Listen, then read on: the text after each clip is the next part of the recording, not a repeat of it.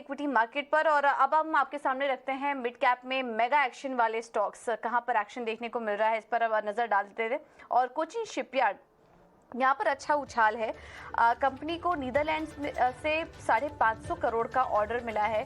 उसके चलते यहाँ पर हम देख रहे हैं कमजोर बाजार में भी करीब 2 से 3% का उछाल स्टॉक में है।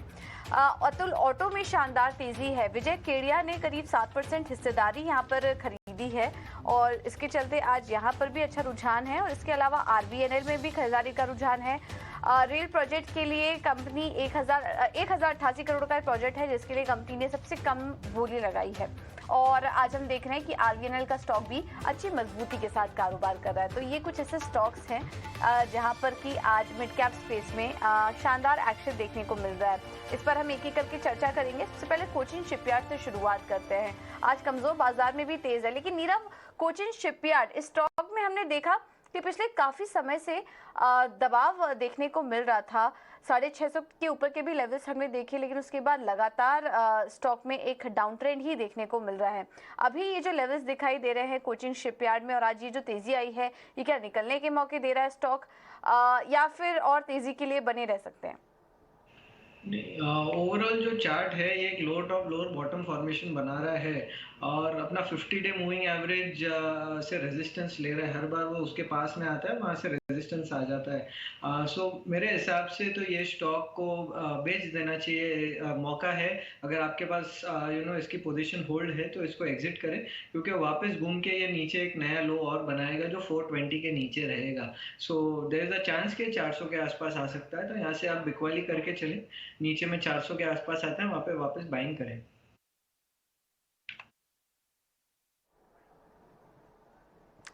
ओके, ठीक है। तो 400 के आसपास आता है तो फिर खरीदारी के मौके ढूंढिए। इस वक्त अभी फिलहाल एंट्री करने की कोशिश नहीं करिए कोचिन शिपयार्ड में। और हमने जो स्टॉक्स डिस्कस किए मिड कैप स्पेस में, उसके अलावा और कहां पर एक्शन देखने को मिल रहा है, एक बार ये भी समझ लेते हैं। खबरों के चलते कहां पर तेजी है, मंदी है, और मिड कैप में इस वक्त किस तरह का एक्शन दिखाई दे रहा है, पूरी डिटेल्स के साथ वामाक्षी मौजूद है। वामाक्षी, बताइए इस वक्त कौन सी अहम खबरें आई हैं और कौन से शेयरों में एक्शन दिख रहा है?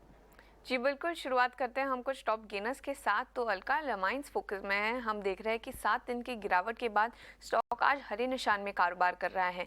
इनफैक्ट दिसंबर 26, 2022 से लेकर के अब तक का ये सबसे बड़ा सिंगल डे गेन है अल्काइल अमाइंस के लिए। फिनिक्स मिल्स में भी हम देख रहे हैं कि 2 दिन से स्टॉक हरे निशान में कारोबार कर रहा है। मैक्स हेल्थकेयर की बात करें तो 2 दिन की गिरावट के बाद हम देख रहे हैं कि स्टॉक में आज अच्छा मोमेंटम नजर आ रहा है। स्टार हेल्थ फ्राइडे की गिरावट के बाद स्टॉक में हम देख रहे हैं कि आज काफ़ी अच्छी तेजी नजर आ रही है।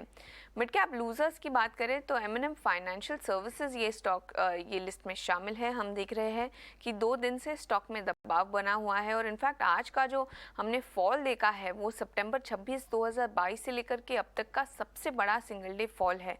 मैक्स फाइनेंशियल्स की अगर हम बात करें तो इनफैक्ट फरवरी 1, 2023 से लेकर के अब तक का ये सबसे बड़ा सिंगल डे फॉल है और स्टॉक में हम देख रहे हैं कि 4 दिन से लगातार दबाव बना हुआ है।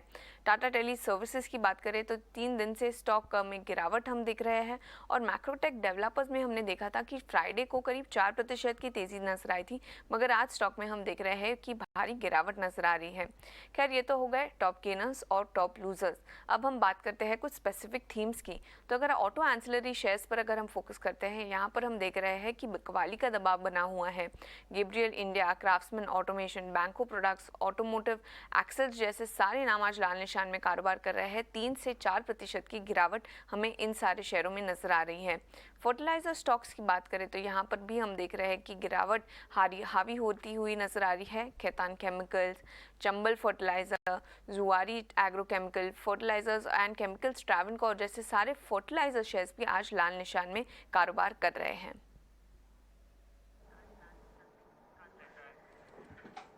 ओके, तो ये है कुछ एक्शन वाले शेयर्स जहां पर कि इस वक्त तेजी और मंदी देखने को मिल रही है। लेकिन वामाक्षी, इसके अलावा ये भी बताइए कौन कौन से खबरों वाले शेयर्स हैं आज?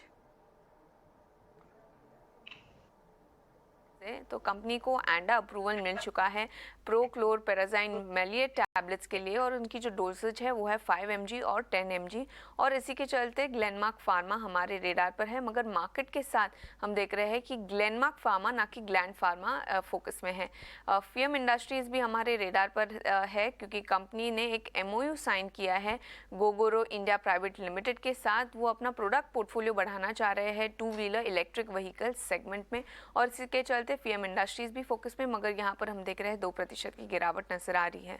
और आखिर में हम फोकस करेंगे पारस डिफेंस पर। कंपनी को एक ऑर्डर विन मिला है, जिसके चलते ये स्टॉक भी फोकस में है।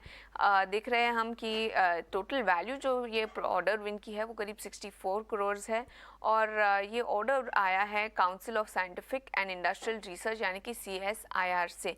तो इसी के चलते पारस डिफेंस भी हमारे रेडार पर, मगर मार्केट के साथ ये स्टॉक में भी थोड़ी वीकनेस नजर आ रही है। ठीक है। तो ये कुछ ऐसे स्टॉक्स हैं जहाँ पर की खबर तो है, लेकिन क्योंकि कमज़ोर बाजार है इसकी वजह से इस वक्त स्टॉक्स में तमाम कमज़ोरी देखने को मिल रही है।